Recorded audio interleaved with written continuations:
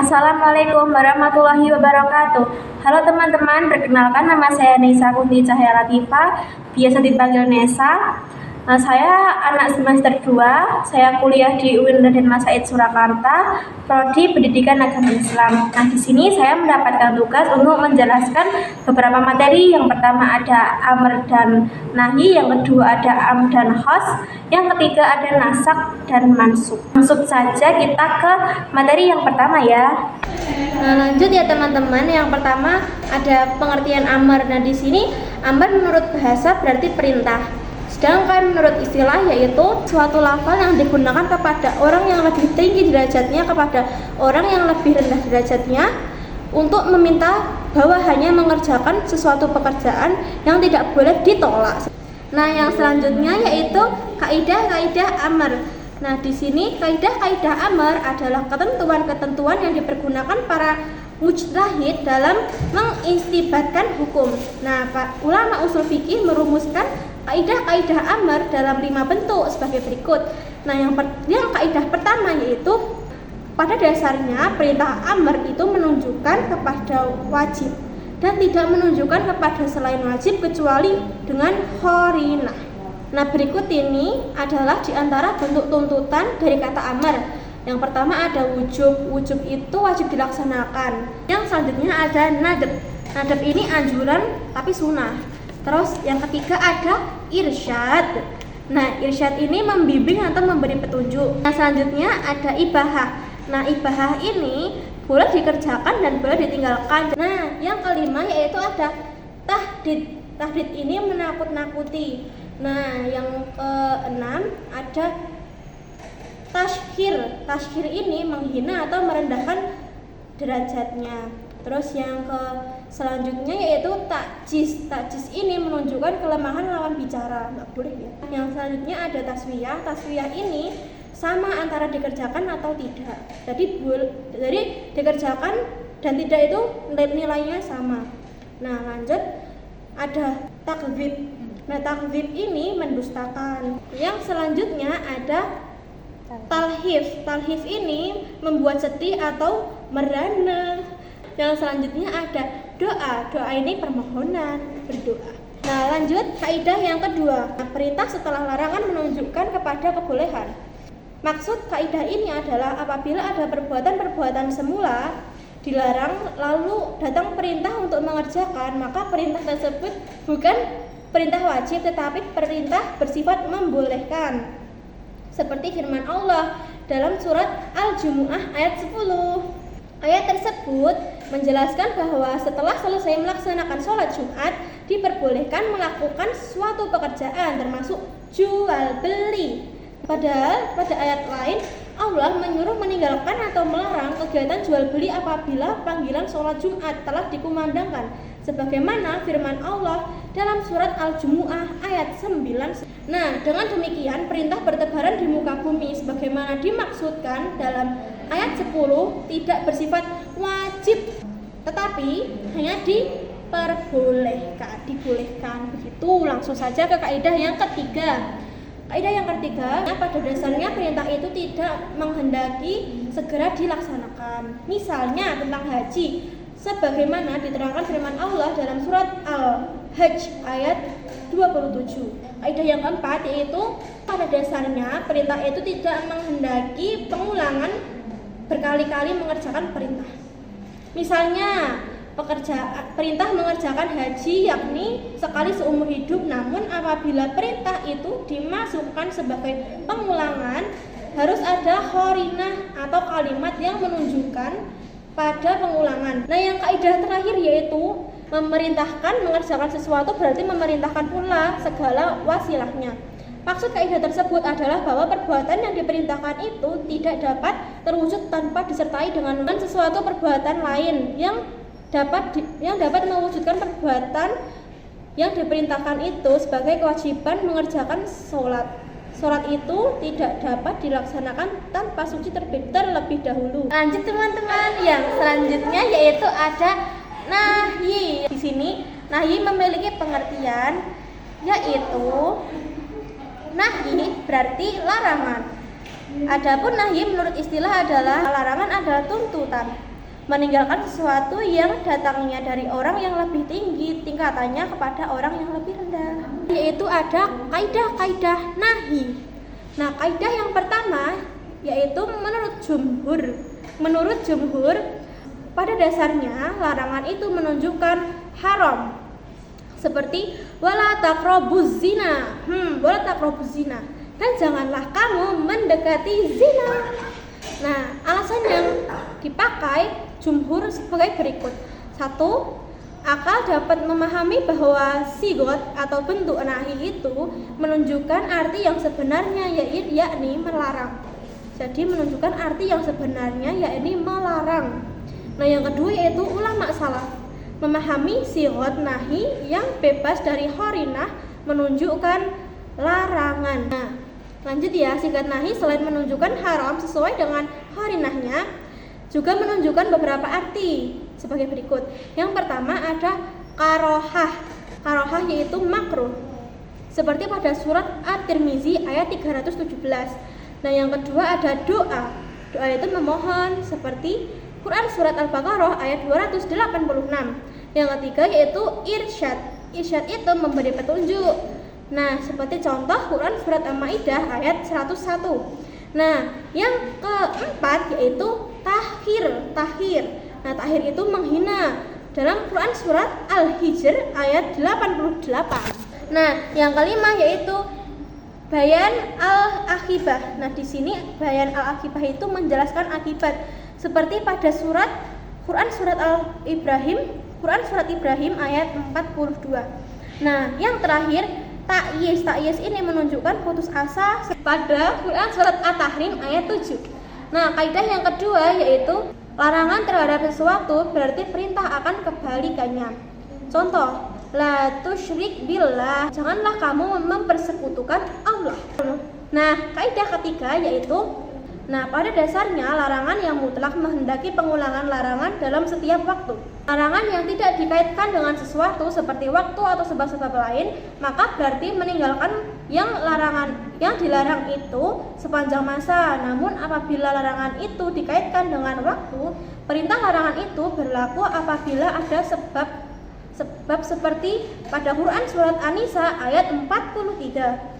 Nah, kaidah yang keempat yaitu setiap perkara yang tidak ada perintah kami maka itu tertolak. Dengan demikian setiap perkara yang dilarang berarti tidak diperintahkan dan setiap yang tidak diperintahkan tertolak berarti batal, tidak sah, fasad hukumnya. Yang selanjutnya yaitu ada am dan khas. Nah, di sini saya akan menjelaskan am dulu ya. Am adalah cara bahasa adalah lafal yang mengandung arti umum yang menunjukkan banyak dan tidak terbatas.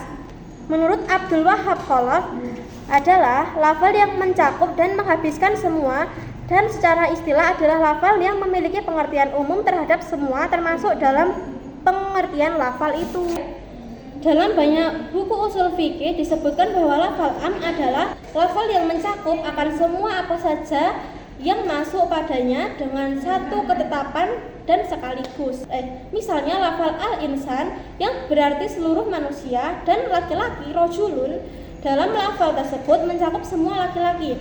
Pada konteks tertentu, laki-laki atau rojulun bisa berkedudukan seperti lafal am jika yang dikehendaki semua laki-laki, tetapi juga bisa berkedudukan sebagai lafal khos jika ada pembatasan pada lafal manusia.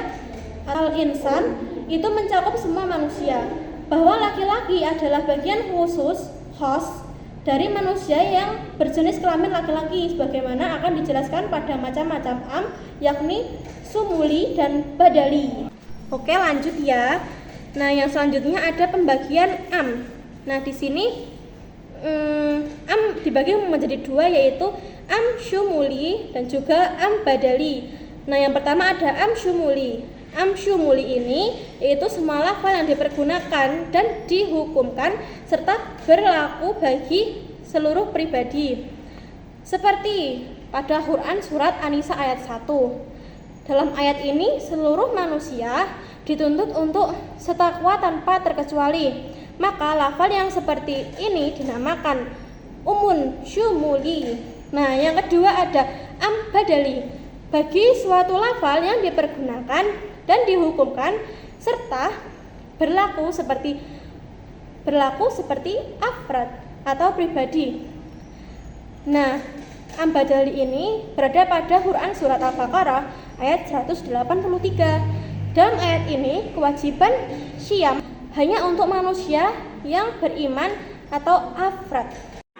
Oke, lanjut ya. Yang selanjutnya yaitu kaidah-kaidah pengambilan hukum. Nah, di sini yang pertama ada apabila am datang karena sebab yang khusus, maka yang dianggap adalah umumnya lafal, bukan khususnya sebabnya. Nah, sebagai contoh jawaban Rasulullah Shallallahu Alaihi Wasallam ketika ditanya oleh sahabat yang sedang mengarungi samudra dengan pembekalan yang airnya sedikit. Oke, lanjut ya. Maaf tadi tak skip dulu, ini ganti posisi. Nah, yang selanjutnya yaitu kitab atau ketetapan yang khusus tertuju pada salah satu umat menunjukkan umum, kecuali apabila diketahui ada dalil yang menunjukkan kekhususan bagi umat tertentu. Lanjut ya, yang selanjutnya yaitu khos. Nah, kita ke pengertian khos ya. Nah, khos adalah perkataan atau susunan kalimat yang menunjukkan arti sesuatu yang tertentu, tidak meliputi arti yang umum. Selanjutnya yaitu ketentuan lafal khos. Adapun ketentuan mengenai lafal khos di dalam buku usul fikih dijelaskan bahwa lafal khos dalam garis besarnya adalah sebagai berikut. Yang pertama ada apabila lafal khos lahir dalam bentuk nas syara atau teks hukum, ia menunjukkan artinya yang khos secara hatoi adilalah atau penunjukan yang pasti dan meyakinkan yang secara hakiki ditentukan untuk itu. Nah, yang kedua ada apabila ada dalil yang menghendaki atau pemahaman lain dari lafal khos itu pada arti yang lain. Arti khos itu dapat dialihkan pada apa yang dikehendaki oleh dalil itu. Nah, yang selanjutnya apabila dalam suatu kasus hukumnya bersifat am dan ditentukan pada hukum yang khusus dalam kasus lain, maka lafal itu membatasi pemberlakuan hukum am. Jadi yang terakhir, apabila ditemukan perbenturan antara dalil khos dan dalil am, terdapat perbedaan-perbedaan di kalangan para ulama. Yang pertama, ulama Hanafiyah berpendapat bahwa apabila kedua dalil itu bersamaan masanya, maka dalil yang khos mentaskhihkan am karena terdapatnya persyaratan untuk taksis. Yang kedua, ada jumhur ulama berpendapat bahwa tidak adanya perbedaan antara dalil am dan dalil khusus karena keduanya datang dalam waktu yang bersamaan. Lanjut yang terakhir tentang nasak dan mansuk. Nasak dan mansuk adalah konsep penting dalam ilmu tafsir Al-Quran. Secara bahasa, nasak berarti menghapus, membatalkan, atau mengganti. Secara istilah dalam ilmu agama, nasak dalam konteks Al-Quran dan hadis adalah proses di mana hukum atau ayat yang datang kemudian nasik, membatalkan atau menggantikan hukum atau ayat yang datang sebelumnya mansuk. Sedangkan mansuk secara bahasa, mansuk berarti sesuatu yang diganti, dipindahkan atau dihapus. Nah, mansuk secara istilah adalah hukum syara yang telah diubah atau dibatalkan oleh hukum syara yang lebih baru yang menepati proses awal sebelum adanya perubahan. Oke, yang selanjutnya yaitu jenis-jenis nasak. Yang pertama ada nasak al-hukm. Nasak al-hukm yaitu penggantian hukum tanpa penggantian lafaz atau kata-kata. Contohnya adalah penggantian hukum tentang khisos atau pembalasan dengan diat atau tebusan dalam beberapa kasus seperti dalam Quran surat Al-Baqarah ayat 178. Oke, lanjut. Yang kedua, nasak al-lafz wal al-hukm. Nah, nafas ini penggantian lafaz dan hukum. Contohnya adalah pergantian pergantian perintah menghadap ke Baitul Maqdis dengan perintah menghadap ke Ka'bah seperti dalam Quran surat Al-Baqarah ayat 144. Yang ketiga yaitu nasakh al-tilawah. Nah, di sini pergantian bacaan lafaz tanpa penggantian hukum. Contohnya adalah beberapa ayat Al-Quran yang tidak dibaca lagi dalam sholat, tetapi hukumnya masih berlaku. Yang selanjutnya yaitu contoh nasakh mansukh. Yang pertama, perintah qisas pada Quran surat Al-Baqarah ayat 178 yang kemudian digantikan dengan perintah diat atau tebusan dalam beberapa kasus. Yang kedua yaitu perintah menghadap ke Baitul Maqdis pada Quran surat Al-Baqarah ayat 144 yang kemudian digantikan dengan perintah menghadap ke Ka'bah.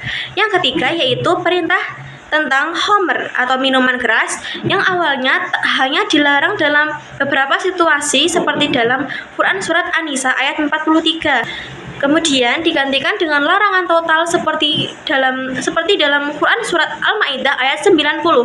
Yang keempat, perintah tentang puasa yang awalnya hanya diwajibkan pada beberapa hari seperti dalam Quran surat Al-Baqarah ayat 183. Kemudian digantikan dengan kewajiban puasa selama bulan Ramadan seperti dalam Quran surat Al-Baqarah ayat 185. Nah, yang selanjutnya yaitu ada hikmah nasakh mansukh. Yang pertama, mengadaptasi perubahan zaman. Nah, nasakh mansukh memungkinkan hukum Islam untuk disesuaikan dengan perubahan zaman dan kebutuhan masyarakat. Yang kedua, mengembangkan hukum Islam. Nah, di sini nasakh mansukh memungkinkan pengembangan hukum Islam yang lebih sesuai dengan kebutuhan masyarakat. Yang ketiga yaitu menguji kesabaran dan ketaatan. Nah, di sini nasakh mansukh juga dapat menguji kesabaran dan ketaatan umat Islam dalam menjalankan perintah Allah Subhanahu wa taala. Yang keempat, meningkatkan kesadaran dan akan hikmah ilahi. Nasakh mansukh dapat meningkatkan kesadaran umat Islam akan hikmah ilahi di balik perubahan hukum dan aturan. Yang kelima, meningkatkan fleksibilitas hukum Islam. Nasakh mansukh memungkinkan hukum Islam untuk lebih fleksibel dan dapat disesuaikan dengan kebutuhan masyarakat. Nah, teman-teman, mungkin hanya itu materi yang bisa saya sampaikan. Bila ada kekurangan penjelasan, mungkin hanya ini. Billahi taufik wal hidayah. Wassalamualaikum warahmatullahi wabarakatuh. Jangan lupa like, komen, oke? Perjuangan guys. Bye-bye.